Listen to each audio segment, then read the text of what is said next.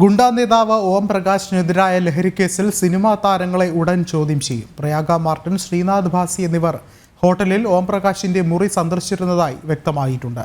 Hotel മുറിയിലെത്തിയ ആളുകളെ police നിരീക്ഷിച്ചു വരികയാണ്. സിനിമാ മേഖലയിലെ കൂടുതൽ പേർ ഓം പ്രകാശുമായി ലഹരി ഇടപാടുകൾ നടത്തിയിരുന്നോ എന്നും പോലീസ് പരിശോധിക്കുന്നുണ്ട്.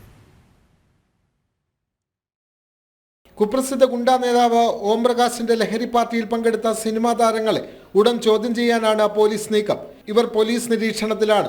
താരങ്ങളായ പ്രയാഗ മാർട്ടിൻ, ശ്രീനാഥ് ഭാസി എന്നിവരാണ് കൊച്ചിയിലെ പഞ്ചനക്ഷത്ര ഹോട്ടലിൽ ഓം പ്രകാശിനെ സന്ദർശിച്ചത്. ഇവർക്ക് പുറമെ 20ഓളം പേർ മുറിയിലെത്തിയിട്ടുണ്ട്. ഹോട്ടലിൽ നിന്നും തെളിവുകളെല്ലാം പോലീസ് ശേഖരിച്ചു കഴിഞ്ഞു. താരങ്ങൾ നേരത്തെയും ഓം പ്രകാശുമായി ലഹരി ഇടപാട് നടത്തിയിട്ടുണ്ടോ എന്നും പോലീസ് അന്വേഷിക്കുന്നുണ്ട്.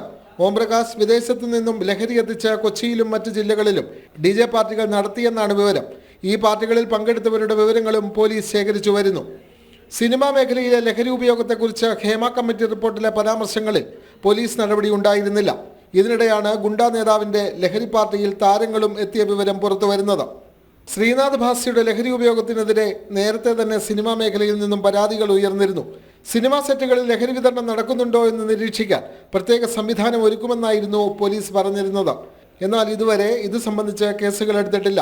കൊച്ചിയിലെ ലഹരി മാഫിയകൾക്കെതിരെ പോലീസ് നടപടി ശക്തമായി തുടരുന്നതിനിടെയാണ് ഓം പ്രകാശ് നടത്തിയ ലഹരി പാർട്ടിയിൽ താരങ്ങളും എത്തിയത്. ജനം, കൊച്ചി.